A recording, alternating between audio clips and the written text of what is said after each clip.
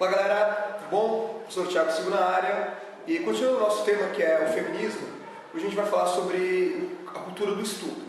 E é legal falar desse tema justo essa semana, que saiu toda uma polêmica na mídia atrelada à abertura do inquérito no STF em relação ao nosso querido deputado Jair Bolsonaro, que vai ser então investigado por incentivo ou apologia ao estupro. Muitas pessoas comemoraram esse fato, outras pessoas acharam exagero, outras pessoas acharam inclusive uma injustiça. Pois bem, seja como for, cabe então a justiça julgar e analisar esse fato. Agora, o termo cultura do estupro voltou com tudo nos últimos tempos no Brasil, sobretudo em decorrência do estupro coletivo no Rio de Janeiro, e gerou alguma polêmica, né? Afinal de contas, existe ou não existe uma cultura do estupro? Muitas pessoas se posicionaram a favor da existência dessa cultura do estupro, dizendo que são contrárias, que lutam contra a cultura do estupro, que temos que acabar com a cultura do estupro. Outras pessoas disseram que isso é um absurdo, que não existe cultura do estupro no Brasil. Ou não entendem por que chamarmos de cultura do estupro. Pois bem, antes de dizermos se existe ou não existe, cabe aqui a gente explicar o que é a cultura do estupro. Primeiramente, é inegável dizer que o estupro está presente na sociedade brasileira e, afinal de contas, está presente no mundo nos últimos milhares de anos. Encontramos relatos bíblicos de estupro, não vamos negar isso. A gente sabe que o estupro é utilizado como arma de guerra, por exemplo. Se a gente pega os relatos das invasões dos povos nórdicos, dos vikings, durante a Primeira, da Segunda Guerra Mundial, temos relatos de estupro. A gente entende também que o estupro é usado até mesmo como punição dentro dos presídios. Isso tudo está muito vivo, está muito presente. Durante alguns períodos da história, a gente sabe que a punição para a pessoa que estuprasse uma mulher era, por exemplo, casar-se com ela. Durante o Brasil isso também aconteceu. Agora, o que é essa tal dessa cultura do estupro? O termo foi usado a primeira vez, se eu não me engano, durante a segunda onda do movimento feminista. Ele aparece atrelado a algumas pensadoras de nomes impronunciáveis, que eu tenho anotado aqui. A primeira vez que o termo foi utilizado foi no ano de 1974, num livro chamado Rape, The First Source Book for Women, editado por duas mulheres, chamado Norrie Connell e Cassandra Wilson, para o New York Radical Feminist. Então, ali foi a primeira vez que apareceu o termo. Foi a primeira vez também que foi utilizado no livro relatos de mulheres que foram estupradas e da violência do estupro, né? Agora, o que acontece, o que a gente não pode negar, seria burrice negar, é que o estupro está muito enraizado na sociedade brasileira. Por ano, a princípio, são 50 mil mulheres estupradas no Brasil.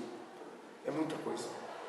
E agora a gente está falando de casos de estupro que são registrados, porque a gente sabe também que a maioria das vítimas, ou muitas vítimas ainda, não podemos dizer a maioria com toda certeza, não registram a ocorrência, ou porque sentem vergonha, provavelmente sentem vergonha, ou sentem medo do agressor.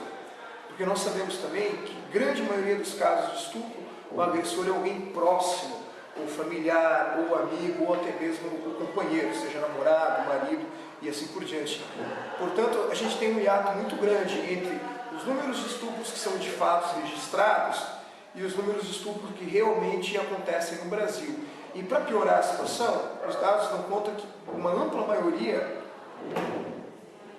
ou a maioria dos casos de estupro acontece ainda com pessoas menores.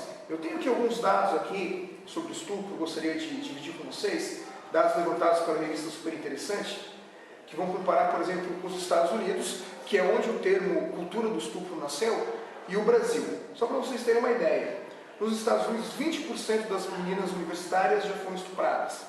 84% delas foram estupradas por pessoas que elas conheciam. E 57% desses estupros aconteceram por pessoas com quem elas ficavam ou estavam começando um relacionamento, certo? No Brasil, por exemplo, 15% dos estupros são cometidos por duas ou mais pessoas. Ou seja, a história do estupro coletivo não é necessariamente novidade, não foi um caso isolado como a história da garota lá no Rio de Janeiro. 50% dos estupros no Brasil são de crianças de até 13 anos. Olha que coisa terrível. E 68% desses estupros são cometidos por pessoas próximas, sejam familiares ou amigos. Esses dados foram fornecidos pelo SINAM, pelo Ministério da Saúde, são dados né, publicados na revista Super Interessante em 2015. Então, gente, falar que existe uma cultura do estupro, no primeiro momento, não significa dizer que todos os homens são estupradores. Não, de forma alguma. Significa dizer que o estupro está presente na sociedade brasileira, está enraizado na sociedade brasileira, e que a gente ainda tenta esconder isso, tenta fazer de conta que não é um assunto sério, tenta fazer de conta que não está acontecendo, né? Sempre tentando tampar o sol com a paneira. Mas não é só isso, tem um pouco mais sobre a cultura do estupro que eu quero mostrar para vocês agora.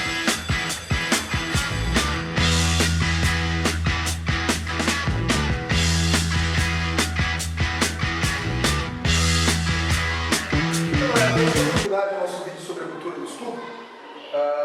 Então temos aqui a cultura do estupro, lembrando sempre que foi um termo utilizado a primeira vez nos Estados Unidos pela segunda onda do movimento feminista, e aí deixando claro que o movimento feminista, ao mesmo tempo que é um movimento social de luta por direitos iguais pelas mulheres, é também uma área de estudo da sociologia, da antropologia, do direito e de outras disciplinas afins. O que as feministas chegaram a que conclusão elas chegaram nos anos 60 nos Estados Unidos? Que havia uma espécie de pensamento predominante na sociedade, que sempre que aconteciam casos de violência, seja sexual ou física, doméstica contra as mulheres, havia uma tendência da sociedade responsabilizar em parte a vítima, ou fazer uma meia-culpa entre a vítima e o agressor.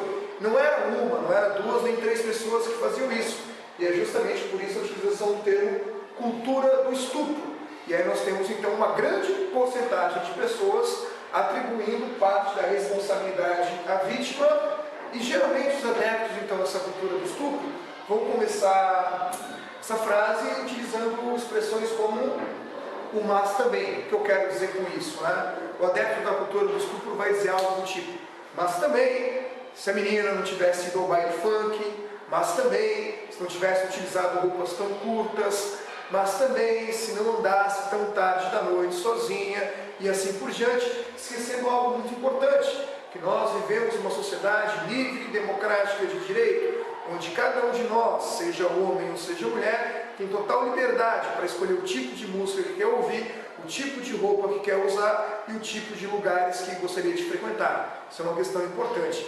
Portanto, qual é o tema central aqui? A ideia de sempre responsabilizar, não totalmente, mas em parte, a vítima pela violência que ela sofreu. Esse pensamento era muito óbvio, muito visível nos Estados Unidos dos anos 60. Contudo, há um determinado momento onde mesmo aqueles mais adeptos da cultura do estupro não conseguem de forma alguma responsabilizar a vítima. Nesse caso, o que eles vão fazer? Tendem a transformar o estuprador em um monstro. E vão dizer o quê? Bom, esse cara é um monstro, tem que apodrecer na cadeia, ou castração química e uma série de outras punições que nem cabe aqui discutir. É claro que algumas dessas punições até estão em vigor em discussão na Câmara, no Congresso, hoje no Brasil. Pois bem, gente, sem entrar no mérito e discutir se o estuprador é de fato um monstro, não é, que tipo de punição ele merece, o que eu quero problematizar com vocês aqui é o seguinte: e o que as feministas estão problematizando quando denunciam a cultura do estupro? A grande questão por trás disso não é o que a cultura do estupro fala, o que a cultura do estupro diz. O grande problema está justamente naquilo que a cultura do estupro omite ou naquilo que a cultura do estupro oculta. Vejam bem, toda vez que a gente tem a tendência de responsabilizar a vítima, ou que nós temos essa tendência de transformar o estuprador em um monstro, nós estamos esquecendo de que a gente vive em uma sociedade onde predominam valores machistas. Em toda a sociedade que predomina valores machistas, a mulher é transformada em um objeto, seja de desejo e de consumo dos homens. Vejam, por exemplo, pega lá a propaganda da cerveja. Vai verão, vem verão. A mulher é objetivada, sexo vende, mulher vende. E obviamente isso cria um desejo de consumo e há um hiato entre o desejo e o consumo. E esse ato abre espaço para a figura do estuprador. Eu quero dizer com isso, vamos tomar cuidado, de que todo homem é um estuprador em potencial, mas muitos podem ser. O grande problema dessa história é justamente o quê?